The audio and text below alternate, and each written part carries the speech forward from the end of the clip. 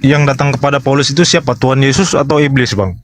Iblis lah, nggak mungkin Yesus. Oh, dari mana dalilnya, Bang? Dari Yesus sendiri. Lukas 21 nomor 8. Waspadalah kepada penyesat yang datang kepadamu dengan memakai nama Yesus dan berkata, akulah Yesus. Waktunya sudah dekat, jangan kau percaya. Jadi ada iblis datang mengaku Yesus. Oke, kalau menurut Abang nih ya, pemahaman Abang di Alkitab nih ya. Menurut Abang itu iblis itu diciptakan atau karena akibat? Iblis itu diciptalah. Dicipta dalam bentuk apa, Bang? Dicipta dalam bentuk makhluk untuk menyesatkan manusia. Makhluknya seperti apa gitu? Apa malaikat? Apa gimana gitu? Namanya juga iblis. Dia makhluk roh. Makhluk roh. Di mana, Bang, tertulis tuh, Bang? Makhluk roh kan jelas yang datang kepada Paulus bukan manusia kan? Yang datang kepada Paulus ya Yesus Kristus, Tuhan Yesus dalam bentuk cahaya. Nah, mana ada Yesus dalam bentuk cahaya? Kan lucuan dia itu. Kan di Jamsi kan dia bertemu dengan Yesus dengan cahaya dan Siapa suara. bilang itu Yesus? Itu bukan Yesus itu. Yesus kan Itu sudah siapa? berbicara. Sekarang begini Bang. Yesus kedatangannya yang kedua itu kapan? Ya nantilah, Bang, pas kiamat gitu. Nah, nanti. Berarti yang datang kepada Paulus itu siapa? Yesus. Itu kedatangan keberapa? Ya dia kan mengatakan bahwa dia akan datang pada waktu penghakiman begitu. Ya. Kedatangan Itu Anda jawab. Nah itu berarti yang datang kepada Paulus ini kedatangan keberapa kalau itu Yesus? Kedatangan yang ketiga. Yang ketiga dulu baru yang kedua gitu.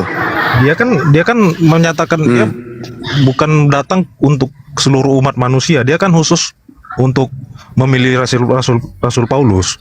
Lah, Begitu. yang jadi pertanyaan saya itu kedatangan yang keberapa?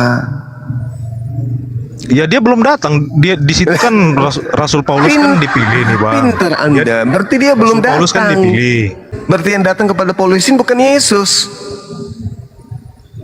Kan sudah dikatakan sama Yesus. Waspadalah kepada penyesat yang datang kepadamu dengan memakai nama Yesus. Yesus loh yang berkata. Berarti penyesatnya muncul setelah Yesus terangkat ke langit, mengaku sebagai Yesus. Kok nggak nalar sih? Ya, oke, itu di Alkitab ini kan ada nama-nama iblis, Bang. Ada Lucifer, ada Beelzebub, ada Astaroth, ada berapa? Ada 7 kalau nggak salah itu ya. Ada Leviathan. Pernah nggak iblis ini yang punya nama yang Anda sebutkan datang memperkenalkan diri dengan nama-nama itu? Ya kan dijelaskan, Bang. Karena kan begini, iblis itu kan malaikat-malaikat yang jatuh berontak, Bang. Enggak. Bukan Yang diciptakan. dimaksud Yesus ini jangan melebar. Yesus berkata akan datang penyesat, planos. Iya, kan penyesat dalam bentuk itu planos. iblis. Oke, Nah, iblis. iblisnya mengaku dengan nama apa? Iya, berarti begini, Bang. Oke lah, berarti kami Enggak jawab dulu dong. Jawab dulu dong. Ya. Iblisnya datang mengaku dengan nama apa? iblis ya, Bang, ada nama-namanya, Bang. Ada Beelzebub. Lu, ada Astaroth. kok jadi sengaja pura-pura linglung? Iblisnya megang lidah ya? Yesus Ya kan? berkata, waspadalah kepada penyesat yang datang kepadamu dengan memakai namaku. Nama siapa yang dipakai? Yesus. Yesus. Kok susah kali lisan Anda? Karena dalam diri Anda itu iblisnya bercengkrama. Tinggal Anda sebut saja. Iblis datang setelah Yesus terangkat ke langit, mengaku bernama Yesus. Selesai kan? Di mana? Di mana ayatnya, Bang? Di mana ayatnya? Lukas 21 nomor 8. 8, oke.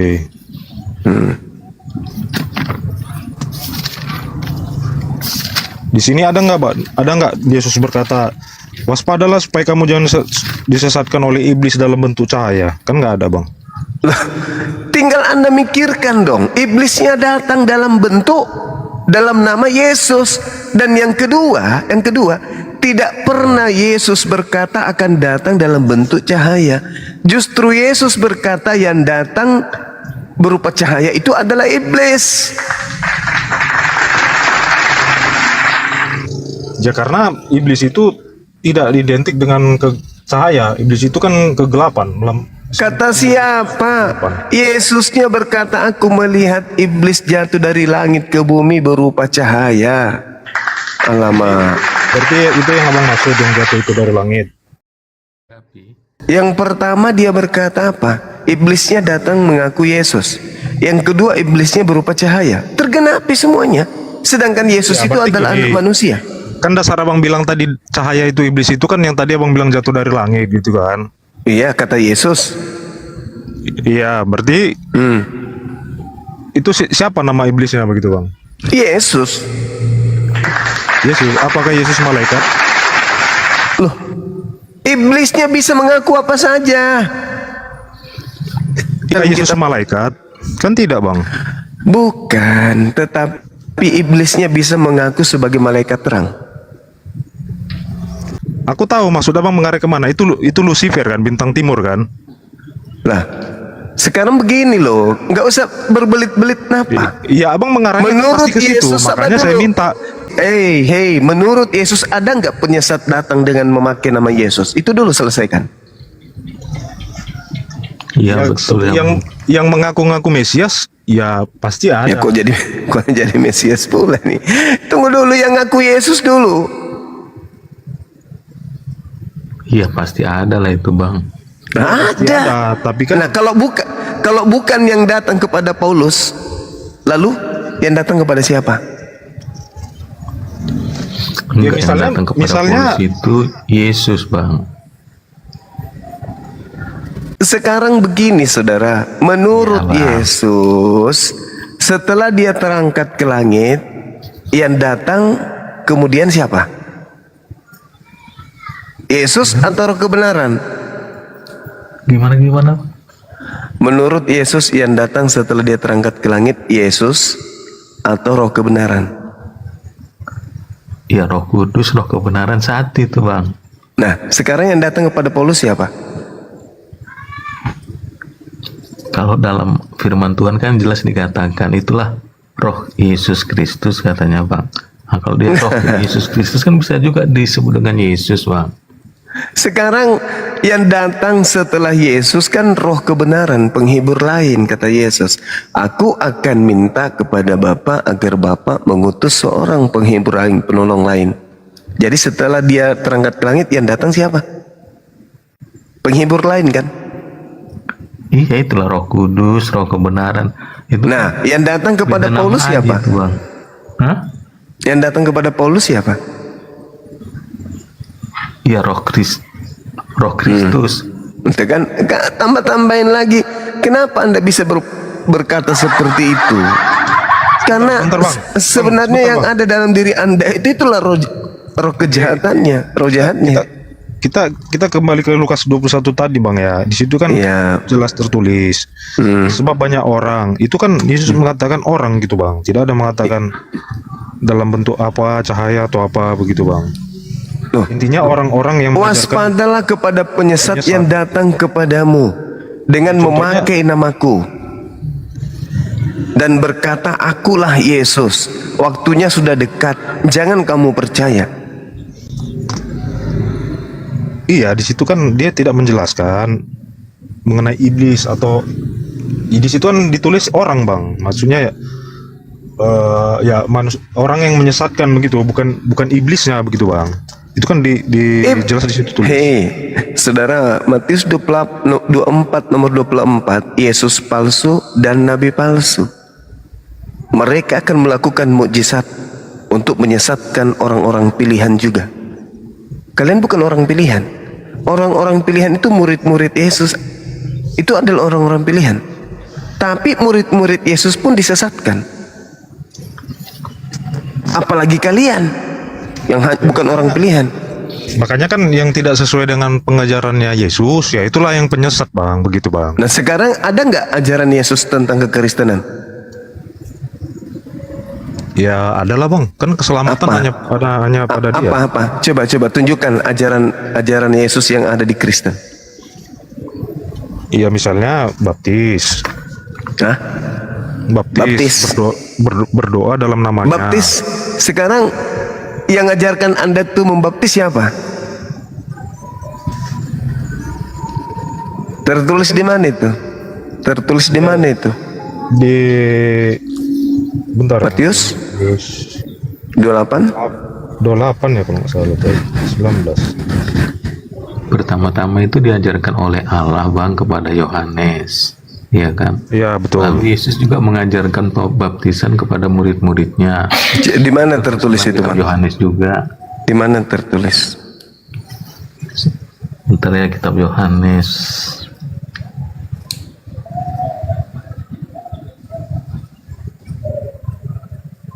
Kitab Yohanes pasal 4 bang, ayat yang kedua. Ya, ayat yang pertama sampai kedua. Apa tulisannya? Ya, saya akan bacakan. Iya. Ketika Tuhan Yesus mengetahui bahwa orang-orang Farisi telah mendengar bahwa ia memperoleh dan membaptis murid lebih banyak daripada Yohanes, meskipun Yesus sendiri tidak membaptis melainkan murid-muridnya. Yesus tidak membaptis. Anda udah baca kok. Iya, maksudnya dia mengajarkan muridnya membaptis. Itu dia. Membaptis dalam nama siapa? Di sini nggak diajarkan bang. Nah itu dia, makanya sekarang permasalahannya adalah di Kristen ini pokok pondasi akidahnya itu apa? Menyembah Yesus, menuhankan anak Maria. Itu ajaran Yesus. Ibadah hari Minggu itu ajaran Yesus.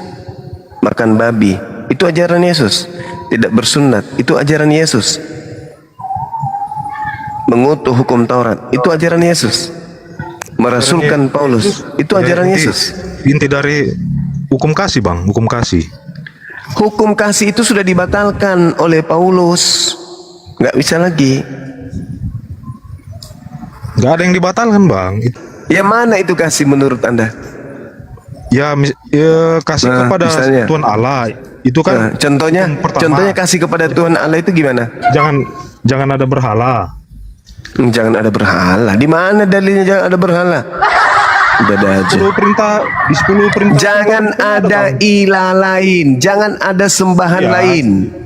Jangan membuat patung kan ada di situ. Jangan membuat Sembahan patung. Anda ada berapa ini sekarang? Untuk disembah, Jangan usah terlalu jauh. Untuk Sembahan Anda ada berapa? Satu. Bang. Allah Tritunggal. Siapa namanya? Dasar Allah. pengikut iblis. Tuhanku Yesus Kristus. Nah, Yang Anda kusembah nggak sembah Allah Yesus. Tritunggal. Anda nggak sembah Yesus. Yang saya sembah Allah Tritunggal, Tuhanku Yesus, bang. Bagaimana ceritanya Allah Tritunggal? Gimana ceritanya ini? Anda mengatakan tiga tapi satu. Apa ilmu apa yang bisa Anda pakai? Kalau bukan ilmu setan itu. Anda mengatakan tiga tapi satu. Gimana ceritanya? Iya kan begini bang, kan di Yohanes 1 ayat 14 di situ kan Allah kan berinkarnasi. Berinkarnasi. Dari Artinya mana itu ilmu? bukan- Hei, saudara, dari mana ilmunya? Bukan sepenuhnya Allah menjadi manusia, tapi Allah memilih ciptaan menjadi bagian dari dirinya. Begitu, Bang. Ini yang Anda sampaikan ini ilmu dari mana? Ya Alkitab yang bilang bang. Bukan Yesus. Ya Alkitab semua para Bukan rasul Yesus. termasuk perkataan Yesus. Mana perkataan Yesus kalau dia adalah Tuhan menjelma menjadi manusia, mana? Cuman kalau kata Tritunggal kan tidak ada di Alkitab. Istilah konsep. Ada di dalam dalam kitabmu ada. Dari Trinitas itu penafsiran. ada. 1 Yohanes 5 nomor 7 itulah Tritunggal. Masa nggak ada dalilnya? Ada dalilnya itu Tritunggal. Makanya berbicara Allah itu bukan berbicara mengenai angka 1 bang, tapi kesatuan begitu bang. Di mana yang ngajarin siapa kayak gitu? Ya dari bahasa Ibrani kata ehad kan bukan hanya ke satu bang, tapi kesatuan bang. Coba bukalah bang di apa bang? Ehad kesatuan. Bahasanya Ibraninya ehad. Oke, Iya, bahasa sekarang Ibrani. saya tanya sama saudara. Oke, Ehad. kitabnya Yahudi ketika mereka menyembah kepada Elohim, Elohim ini ada berapa pribadi? Kalau Elohim enggak itu konsepnya Yahudi. Kalau itu kan beda konteks bang. Ini kan kita Ya, itu dia bicara berarti kekristenan, Anda bang, gitu, bang. berarti dengan ucapan Anda ini beda konsep, berarti dengan katanya Anda sudah membentuk Tuhan baru. Kan perintahnya jangan ada ilah lain. Nah, ternyata ilahnya orang Yahudi dengan ilah Anda itu kok membentuk berbeda. Tuhan baru kan dari kejadian kan jelas bang. Allah menciptakan sesuatu dengan firman-Nya. Nah, Allah sekarang berfirman, masalah Allah berfirman, sekarang begini. Ketika Anda berbicara mengenai konsep Tuhannya orang Yahudi, Tuhannya orang Yahudi sebelum ada Tuhannya Kristen bernama Yesus ini, itu ada berapa pribadi? Ada dua pribadi. Dua Ada pribadi. Apa itu? Allah Bapa dan firman-Nya. Allah Bapa dan firman-Nya. Itu dua pribadi. Ya. Firman ini adalah pribadi yang berdiri sendiri. Dua pribadi, tapi begini di situ kan di perjanjian lama belum ada kata Roh Kudus, kan belum ada di situ perjanjian lama. Kan lucu Anda. Tapi di situ sebentar bang, kasih saya waktu ngomong bang. Lucu Anda. Nah di situ yang Roh Allah itu yang seperti menghinggapi dihinggapi Roh Allah, dipenuhi Roh Allah itu Roh Kudus bang begitu. Sekarang yang saya pertanyakan ini, Anda mengatakan Tuhannya Yahudi ada dua pribadi. Oke? Pribadi Bapa dan pribadi Firman. Firman ini bisa berdiri sendiri. Tidak, kan itu Ya, terus tidak bisa dipisah. kenapa Anda mengatakan itu pribadi? Karena yang menciptakan firman itu yang menciptakan bang. Loh, kata siapa firman yang menciptakan? Di mana tertulis firman Di menciptakan? kejadian. Kejadian. Kan Allah, Di mana, di Allah mana? berfirman. Itu Allah berkata, berkatalah Allah. Berarti hakikat Allah ini yang berkata, bukan berkata yang berkata. Gimana Ya ceritanya? karena Allah menciptakan Allah menciptakan firman-Nya. segala sesuatunya dengan Misalnya berfirman kan? Gini bang ya. Aku gini bang, Gimana ceritanya? ya itulah firman itu kuasa ya bang. Firman itulah kuasa begitu bang. Enggak, Menciptakan alam semesta. firman begitu. ini pribadi baru. Firman ini pribadi yang berbeda dengan Bapa, dengan Elohim. Ya pra-inkarnasi ya itu Sama, bang kan Bang. setelah Gimana inkarnasi. ceritanya?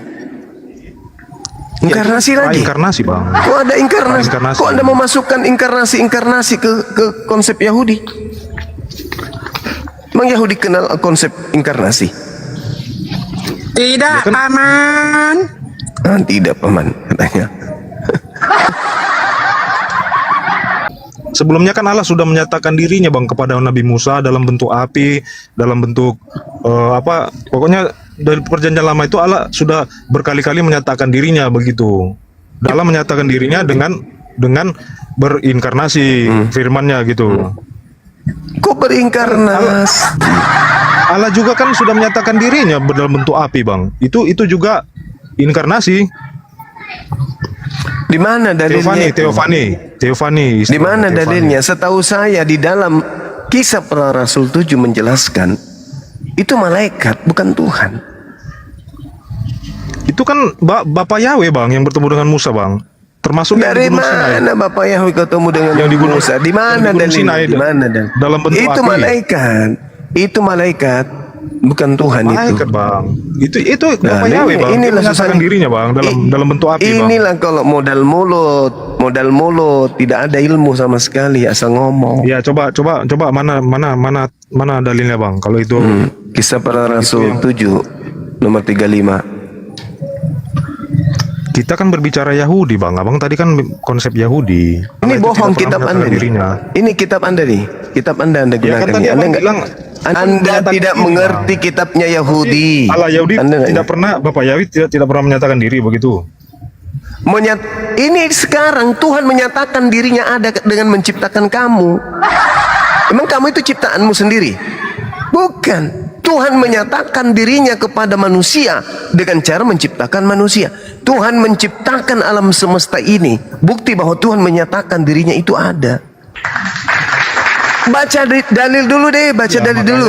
Makanya bang, makanya Allah itu Ini kalau orang bodoh, orang jahil tapi manusia. ngotot kayak Tapi gini jadinya. Allah memilih ciptaan itu menjadi bagian dari dirinya, begitu bang. Aduh, konyol. Kisah para Rasul 7 nomor 35. Musa ini yang telah mereka tolak dengan mengatakan, siapakah yang mengangkat engkau menjadi pemimpin dan hakim? Musa ini juga telah diutus oleh Allah sebagai pemimpin dan penyelamat oleh malaikat. Oleh malaikat yang telah menampakkan diri kepadanya di semak duri. Malaikat, malaikat. Perjanjian lama bang. Kita kan Ini bicara- bohong. Tadi kan abang kan tadi bicara Yahudi. Abang Ini tadi bicara kitab Yahudi. kitab Anda ini bohong.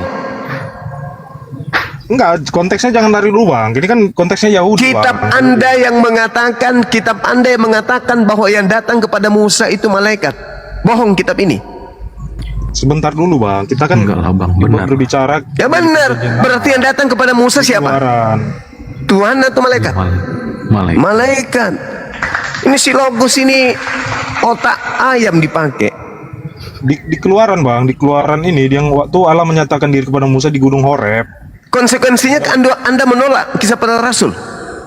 Sebentar dulu bang. Keluaran ini Allah menyatakan diri kepada Musa dalam bentuk api dari semak belukar gitu, semak duri. Itu malaikat tuyul. Astagfirullahaladzim, ya Allah ya Karim. Kenapa Malik? Di sini kan abang nggak baca di Keluaran 3:14. Di situ kan Yahweh berkata, aku adalah aku adalah aku. Yesus sendiri mengatakan, bukankah di dalam kitab Tauratmu tertulis siapapun yang diserahi tugas untuk menyampaikan firman maka dia adalah Allah. Jadi kalau jangan lari dulu. Lari, abang udah lari. Kan gini bang, tadi kan abang bilang malaikat. Udah bisa nggak orang ini diturunkan aja bang, orang ini. Abang baca Keluaran 3:14. Di situ Orang kan Bapak bahlul Yahweh- kayak anda itu nggak layak untuk tampil di depan saya untuk berdiskusi, paham? Ke gereja sana.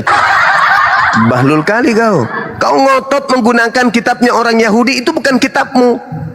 Iblis, kitabmu sendiri yang mengatakan. Bahkan Yesus yang berkata ketika dituduh orang ini menghujat, Yesus dilempari batu. Yesus klarifikasi loh. Hei kalian, bukankah di dalam kitab Tauratmu tertulis siapapun diserahi tugas untuk menyampaikan firman maka dia adalah Allah. Makanya saya mengaku Allah, karena tugas saya menyampaikan firman. Kitab Keluaran Anda bawa, sedangkan dalam kitab para Rasul, kitab Anda sendiri mengatakan yang datang kepada Musa itu malaikat. Nomor 38-nya, Musa inilah yang menjadi pengantara dalam sidang jemaah di padang gurun di antara malaikat yang berfirman kepadanya di gunung Sinai. Susah kali ngajarin orang kalau cuman dogma, doktrin, dongo, bahlul. Lucu. Ingin disadarkan, ingin diwaraskan, malah lebih cinta gila permanen. Apa sih? Saudara Logos ini kok lebih cinta pantat pendeta daripada Bibelnya sendiri. Bibelnya yang mengatakan itu kok. Bahkan di data 59-nya dikatakan apa di sana? Di kisah para Rasul 7 itu.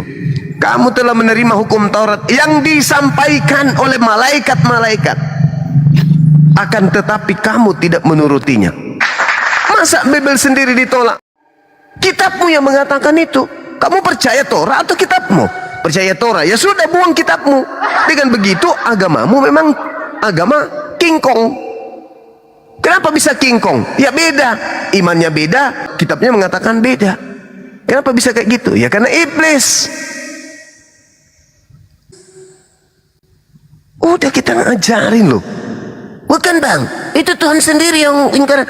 Kitab lu sendiri yang mengatakan itu bukan Tuhan, itu malaikat yang datang berfirman kepadanya. Nah itu makanya kenapa kalian sesat. Makanya Yesus mengatakan waspadalah kepada penyesat. Nah ini buktinya kamu tersesat. Bibelmu aja kau tolak. Kenapa demikian? Karena kau tersesat. Kenapa tersesat? Karena kamu percaya kepada iblis yang datang kepada Paulus. Cobalah anda renungkan itu. Ini yang saya katakan ini salah apa benar? Al-Quran pun mengatakan di surah Al-Araf, lantarani kata Allah, kamu tidak akan sanggup melihatku. Berarti Tuhan hanya menyatakan dirinya melalui penglihatan. Tuhan menyatakan dirinya melalui tabir. Tuhan melalui malaikat, melalui utusannya. Tuhan berfirman melalui alat. Alatnya ya malaikat. Sudah diterangkan di dalam Kisah Para Rasul. Malah malaikat pun dianggap Tuhan. Yesus juga begitu. Yesus datang menyampaikan firman. Dianggap juga Tuhan. Kenapa bisa demikian? Karena otak udah rusak. Otak udah meledak bagian belakangnya. Rusak permanen. Sudah dibilang, Yesus berkata, waspadalah kepada iblis yang datang kepadamu dengan memakai nama Yesus dan berkata, akulah Yesus. Nah, itu tergenapi di mana? Di Paulus. Apa akibatnya? Ketika Yesus berkata, waspadalah kepada penyesat yang datang kepadamu dengan memakai nama Yesus, dengan berkata, akulah dia, akulah Mesias. Dia akan menyesatkan banyak orang. Nah, pertanyaannya, orang yang disesatkan yang banyak itu mana? Makhluk itu, penyesat itu datang mengaku bernama Yesus. Ada korban banyak, kata Yesus. Pertanyaannya, mana korban-korban yang banyak itu? Apa nama kelompoknya? Yang pernah didatangi pemimpinnya penyesat bernama Yesus. Islam, pemimpinnya Nabi Muhammad. Pernah tidak ada penyesat datang kepada Nabi Muhammad mengaku Yesus? Wahai Nabi Muhammad, ya paman, aku adalah Yesus yang kau aniaya. Pernah? Lalu kemudian kelompok yang disesatkan oleh penyesat melalui Nabi Muhammad disebut Islam. Pernah kayak gitu rupanya? Yang betul adalah, siapakah engkau Tuhan? Akulah Yesus yang kau aniaya. Nah, siapa itu? Siapa itu yang datang? Yesus, ngaku Yesus, penyesat. Kepada siapa? Kepada Paulus. Apa nama pengikut Paulus yang banyak disesatkan itu? Ya Kristen. Sederhana kok itu. Cuman iblisnya yang tidak berdaya kemudian tidak bisa menyentuh Bang Suma, cuman bisa mengotak-atik kepala kamu. Jangan percaya, jangan percaya, jangan percaya, jangan, Bang Suma itu penyesat, jangan kau percaya. Iblisnya tak berdaya keluar untuk kemudian menganiaya Bang Suma, nggak berdaya. Kenapa? Karena saya selalu berlindung kepada Allah. A'udzubillahi minasyaitonirrajim. Aku berlindung kepada Allah dari godaan iblis yang terkutuk. Iblis tak berdaya. Iblis takut mendengarkan nama Bang Suma aja takut. Sehingga yang ada, otak anda yang dibolak-balik. Jangan kau percaya, jangan kau percaya, jangan kau percaya. Bukan Paulus, bukan Paulus. Iblis, setan, laknat. Kalau bukan Paulus, lalu siapa? Yang datang makhluk kepadanya mengaku Yesus. Lalu ada pengikutnya yang disesatkan banyak orang. Matius 24 nomor 4 nomor 5, waspadalah kepada penyesat yang datang kepadamu dengan memakai namaku dan berkata akulah Mesias. Jangan kau percaya, dia akan menyesatkan banyak orang. Dudukkan perkara itu. Nabi Muhammad sallallahu alaihi wasallam tidak pernah didatangi penyesat mengaku Yesus. Gak pernah. Tetapi Paulus didatangi penyesat mengaku Yesus. Apa buktinya bahwa itu adalah penyesat? Apa buktinya? Nah, coba kita lihat nih. Lukas 2:11. Pada hari ini telah lahir bagimu juru selamat, yaitu manusia yang diurapi Tuhan di kota Daud. Manusia. 2 Yohanes 1 nomor 7. Siapakah penyesat itu? Bukankah dia yang pergi ke seluruh dunia yang tidak mengaku Yesus datang sebagai manusia? Itulah penyesat, itulah antikristus. Nah, Paulus mengaku Yesus yang datang kepadanya manusia atau bukan? Bukan. Paulus tidak mengaku kalau yang datang kepadanya itu adalah manusia. Di mana tertulis? Galatia 1 nomor 11 nomor 12. Apa kata Paulus? Aku menerima Injil bukan dari manusia. Nah, berarti bukan dari Yesus. Tunggu. Paulus berkata, tetapi dari pernyataan Yesus Kristus. Ya tergenapi malah. Tergenapi yang mana Bang Suma? Penyesatnya itu datang dengan memakai nama Yesus, tetapi dia bukan manusia. Nah kalau bukan manusia lalu apa? Lalu apa? Iblis. Dia akan menyesatkan banyak orang. Mana banyak orang itu? Ya Kristen. Makanya Yesus di akhir zaman kelak dia datang kedua kalinya.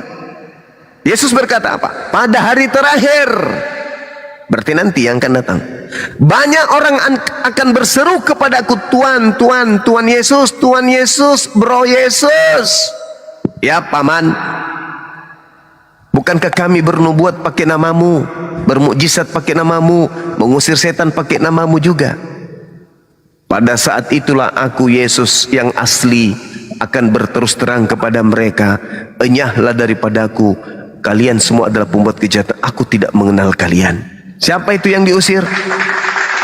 Siapa itu yang memanggil Yesus Tuhan, yang bermujizat pakai nama Yesus, bernubuat pakai nama Yesus, yang memanggil Yesus Tuhan? Itu siapa?